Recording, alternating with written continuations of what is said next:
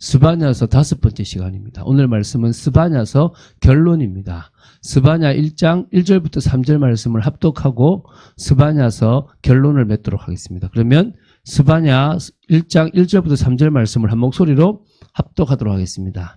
아몬의 아들 유다 왕 요시아의 시대에 스바냐에게 임한 여호와의 말씀이라. 스바냐는 히스기야의 현손이요 아마랴의 증손이요 그다라의 손자요 구시의 아들이었더라. 여호와께서 이르시되 내가 땅 위에서 모든 것을 진멸하리라. 내가 사람과 짐승을 진멸하고 공중의 새와 바다의 고기와 거치게 하는 것과 악인들을 아울러 진멸할 것이라. 내가 사람을 땅 위에서 멸절하리라. 나 여호와의 말이니라. 아멘. 한 주에 또 뭐 좀 길면 2주에 성경 한 권을 떼니까 좀 빨리 지나간 느낌이 좀 들죠, 그렇죠? 우리가 예레미야나 이제 이사야나 이런 긴 성경책을 보면 좀 한참 가지만 이렇게 선지서, 소선지서는 좀 짧게 끝나는 그런 맛이 있는 것 같습니다. 물론 이거를 조금 나누어서 하면 될 것 같은 부분도 있습니다. 어제 같은 경우에 스바냐 3장은 사실은 좀 나누어서 하는 것이 맞을 건데 이거를 한목에 다 하니까 좀 길어서 시간이 좀 많이 오버됐고 또 저도 말이 되게 빨랐고 하고 싶은 얘기들 많이 놓쳤던 부분도 있습니다. 그러나 뭐 스바냐 전체에 맥을 잡는 데는 어려움이 없을 거라 생각이 되어서 우리가 뭐 스바냐서나 이런 선지서에서는 무슨 말씀을 하시는지에 대한 부분들을 이해하는 것이 중요하다고 생각됩니다. 스바냐서는 전체 3장으로 되어 있고 짧은 서신이라고 짧은 선지서라고 보시면 됩니다. 그러나 중요한 메시지를 증가하고 있고 담고 있다고 보시면 됩니다. 스바냐서는 남유다와 그 주변 열방들에게 임박한 심판을 경고하면서 그들이 회개하기를, 특히 그들이라는 것은 남유다가 회개하기를 촉구하는 그런 그 촉구하도록 하기 위해서 기록한 예언서라고 보시면 됩니다. 하나님은 당신이 선택하신 백성들을 무한히 사랑하십니다. 심지어 질투하시기까지 하신 부분이 있습니다. 하지만 사랑의 하나님이신 동시에 공의의 하나님이시기 때문에 남유다뿐만 아니라 열방이 범죄할 때는 하나님은 심판하실 수밖에 없습니다. 당신의 그 기준을 따라서. 그래서 그 남유다를 향한 심판은 멸망이 목적이 아니라 오히려 더 회복과 또 새로운 또 그런 뭡니까 이렇게 갱신, 그래서 사랑의 매가 되는 부분들이 있다는 것을 우리 기억할 좀 있습니다. 다시 한번 스바냐서의 기록 목적을 보면요, 요엘이나 아모스와 같이 구약의 어떤 묵시사상에서 중요했던 여호와의 날이라는 그 날을 온전히 선포하기 위한 것이라고 보시면 됩니다. 스바냐서에 나오는 여호와의 날은 심판의 날을 상징합니다. 일반 백성들은 대부분 여호와의 날을 선민으로서의 구원이라는 관점에서 생각하고 있지만 선지자들은 이 날을 두려운 심판의 날의 관점으로 생각을 많이 합니다. 물론 그게 일반적인 거고요. 또 그렇지만 그날이 또 사실은 구원의 날인 것은 사실입니다. 남은 자들에게는 또 그것이 분명히 구원의 날이 됩니다. 그래서 이 스바냐서에는 여호와의 날에 구원받을 남은 자들의 영광을 찬양하기 위하여 기록했던 부분도 사실은 있습니다. 여호와의 날은 심판의 날로 다가오나 그 처절한 심판 속에서 구원의 소망을 간직한 자들, 즉 남은 자들에게는 귀중한 은혜의 시간, 또 소망의 시간, 이제 지금까지 기다렸던 것이 성취되는 시간이 되기도 한다는 것입니다. 그게 이 스바냐서가 증가하는 부분이라고 보시면 됩니다. 모든 세대를 돌아보면 항상 소수의 신실한 사람들, 남은 자들만이 구속받을 것이라고 분명히 이렇게 되어 있습니다. 왜냐하면 그들이 하나님을 믿고 따르기 때문입니다. 그들이 하나님을 믿고 의지하기 때문에 그렇습니다. 그래서 스바냐 선지자는 남유다가 바벨론 포로가 되기 직전에 남은 자들이 결국 그 남은 자들을 통해서 하나님께서 구속을 하실 것이고 또 당신의 뜻을 이루어 가실 것이다라는 부분들을 예언하신 겁니다. 그래서 하나님이 주시는 비와 햇빛이 선한 것과 악한 것에 똑같이 떨어지지만 그렇지 않습니까?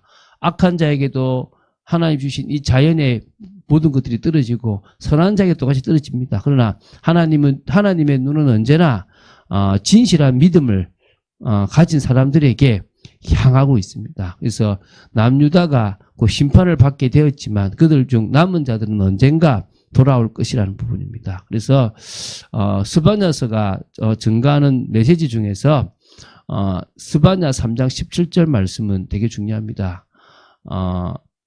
우리가 보통 이 말씀을 가지고 우리가 많이 이렇게 하나님의 은혜 가운데 있지 않습니까? 너의 하나님 여호와가 너의 가운데 계시니 그런 구원을 베푸실 전능자이시라.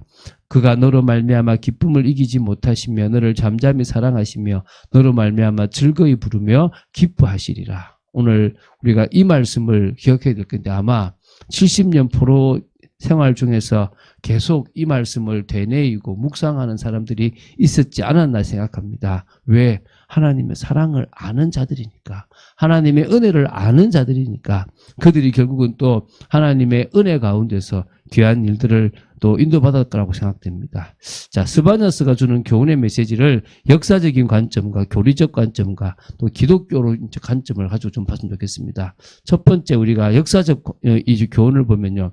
스바냐스는 남유다와 그 당시 여러 열방에게 그들의 죄 때문에 닥칠 임박한 혼란에 관하여 경고한 것이고요. 그들에게 특히 이스라엘 백성들이 남유다에게 회개할 것을 촉구하기 위하여 기록되었다고 보시면 됩니다. 스바냐서는 모든 피조물들에 대한 하나님의 공의로운 심판의 날로서 여호와의 날 도래를 선포하고 있습니다. 이 날은 궁극적으로 세상 끝날에 세계 만민에게 시행될 최후 심판의 날을 예언한 것으로 봐도 됩니다. 그 날은 바로 우리에게도 주어지는, 우리에게도 있게 될 그 날로 보시면 됩니다. 그래서 영원한 구원과 축복을 받을 믿음의 삶을 살고 있는 그런 우리 자신인가를 되돌아보는 부분들이 필요합니다.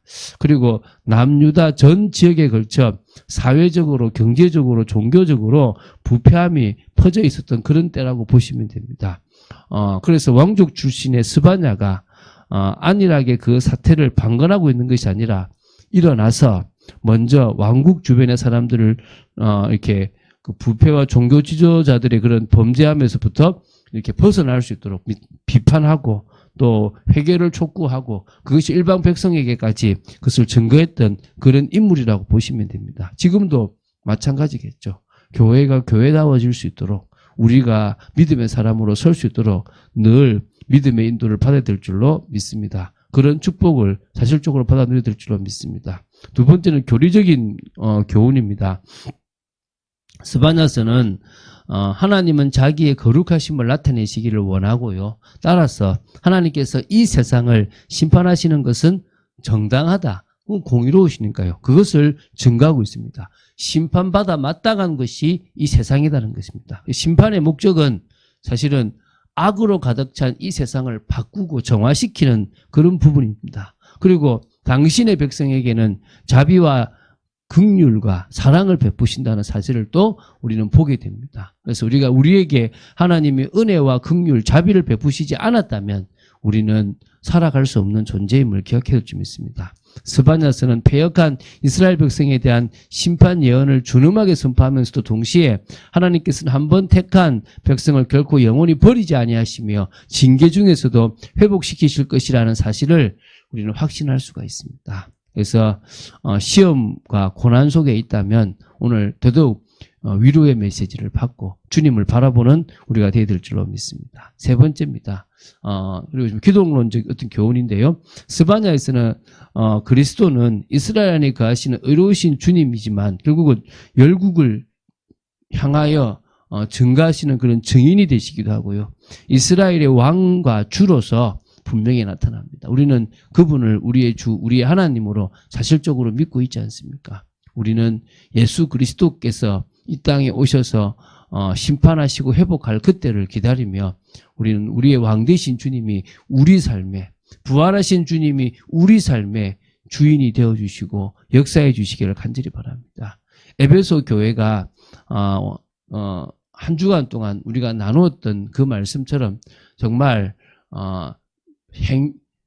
열심히 행하기도 하고 열심히 수고하기도 하고 또 인내하기도 하고 또 악한 자들을 몰라내고 진리를 지켜나가는 모습들이 있었습니다. 그러나 그것이 어느 순간에는 오직 예수 한 분으로 만족하던 것이 사라져버리기도 하고 그렇게 처음에는 좋아서 했던 신앙생활이 나를 드러내고 자랑하는 것이 되어져 버릴 수도 있는 거고 세대가 지날수록 처음 가졌던 그 마음이 사라질 수도 있습니다. 어떤 첫사랑을 잃어버렸는지는 모르지만 정말 지금도 우리의 그 모습 속에서 그런 것들이 사라질 수 있다는 사실을 기억해야 될 줄로 믿습니다. 그런 의미에서 우리는 믿음으로 가지 않는다면 촛대를 옮기신다라고 하시는 주님의 말씀에 귀를 기울일 줄로 믿습니다.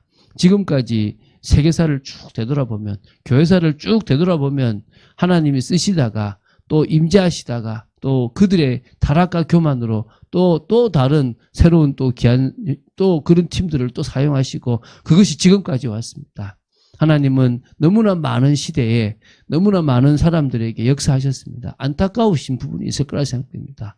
우리 역시 끝까지 주님 앞에 쓰임받을 수 있는 그런 사람으로 서야 될 줄로 믿습니다. 오히려 하나님의 낙원에 있는 생명나무 열매를 주어 먹을 수 있는 축복의 사람으로 저희들이 서야 될 줄 믿습니다. 요한계시록을 계속 봐나가는 이 시기에 저희들이 이 요한계시록을 통하여 하나님의 살아계심을 사실적으로 보고 또 더 나아가서 감춰졌던 것을 드러내보고 하나님의 예언의 말씀을 사실적으로 알고 더 나아가서 정말 앞으로 올 것을 말씀해 주시면서 교회가 어떻게 하기를 원하시는 부분을 제대로 이해하고 나아가는 저와 여러분이 되어야 될 줄로 믿습니다. 그런 주님을 기쁘시게 하는 성도로 서게 되기를 주 예수 그리스도 이름으로 축원드립니다. 주는 그리스도시요 살아계신 하나님의 아들이심을 고백합니다. 오늘 말씀 따라가는 축복 속에 또 저희들을 지켜주시기를 간절히 소원합니다.